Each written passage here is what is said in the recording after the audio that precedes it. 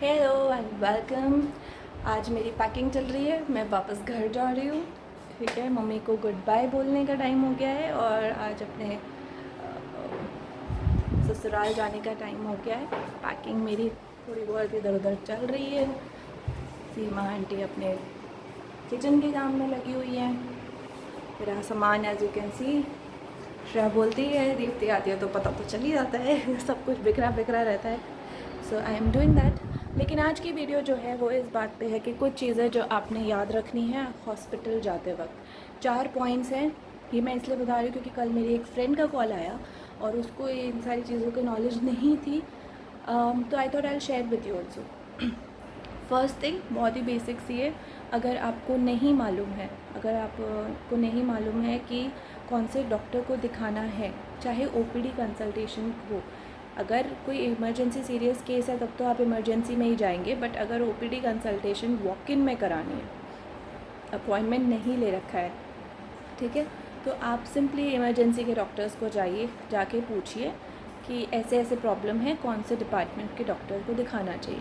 Staff को आप पूछ सकते हैं, जो फ्रंट ऑफिस स्टाफ है वो भी आपको गाइड कर सकते हैं, बट उससे भी ज़्यादा करेक्ट रिस्पॉन्स जो है वो आएगा इमरजेंसी के डॉक्टर्स का।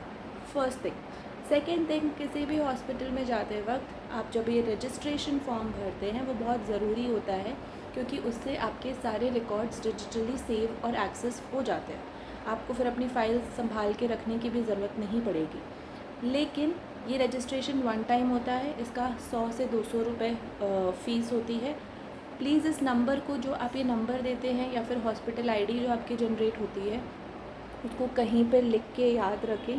बार बार रजिस्ट्रेशन फ़ी देने से अच्छा है कि आपके रिकॉर्ड्स भी आपको मिल जाएं और आपकी आईडी भी एक ही मेंशन रहे।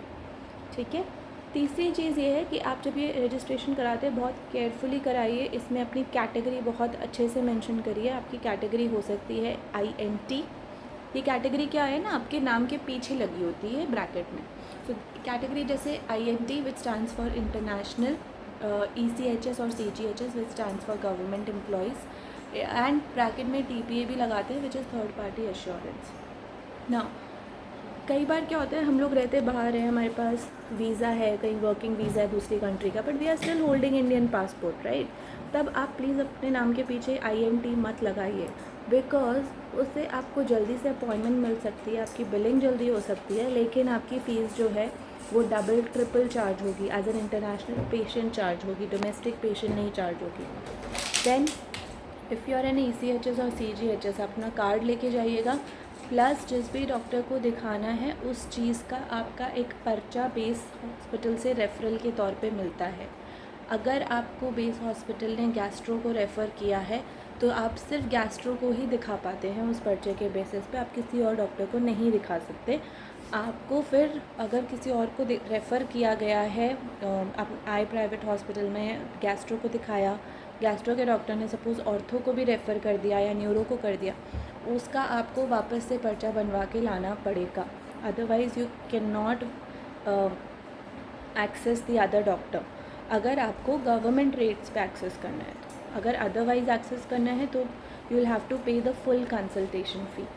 तीसरी चीज़, अगर आपका TPA है तो जैसे ही एडमिशन होता है, कोई सर्जरी हो रही है, कोई प्रोसीजर हो रहा है, वो प्रोसीजर के लिए एडमिट होते ही प्लीज़ TPA काउंटर पे जाके बता दीजिए कि आपका एक इंश्योरेंस है इस कंपनी के साथ। अगर आपने ये बात टाइमली नहीं बताई तो आपके चार्जेस में फ़र्क आ सकता है 1, या फिर हो सकता है आपकी इंश्योरेंस कंपनी आपका इंश्योरेंस ना रिलीज़ करे और आपको सारी पेमेंट कैश में करनी पड़ जाए। And the last important thing is कि अगर आपका कोई प्रोसीजर हुआ है और डॉक्टर सपोज वो ICU में हुआ है, ठीक है, और डॉक्टर ने लिख के दे दिया कि ICU से you can be referred to a bed now, लेकिन हॉस्पिटल में बेड खाली नहीं है, ठीक है।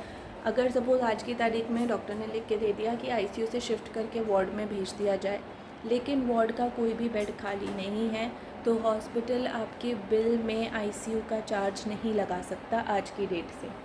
जब डॉक्टर ने लिख दिया है उस टाइम से आपके सारे चार्जेस वार्ड के हिसाब से लगेंगे। मतलब क्या है, एक बेड जो ICU का होता है उसका चार्ज कम से कम भी 20-30 हज़ार रुपये तो होता है, लेकिन अगर डॉक्टर ने लिख दिया you can be shifted to a ward, और सपोज़ इकोनॉमी वार्ड है आपका, जिसके चार्ज दिन का शायद 2 या 3 हज़ार रुपये, तो आपका 20,000 का बिल नहीं लग सकता है, इवन इफ़ आप रह रहे हो आईसीयू के वार्ड में, लेकिन फिर भी आपका वो चार्ज नहीं लग सकता है। ठीक है, तो ये कुछ बातें प्लीज़ ध्यान रखिएगा। हॉस्पिटल जाते वक्त अपने राइट्स एंड रिस्पॉन्सिबिलिटीज़ के बारे में ज़रूर अवेयर रहिएगा। I hope you found this video useful.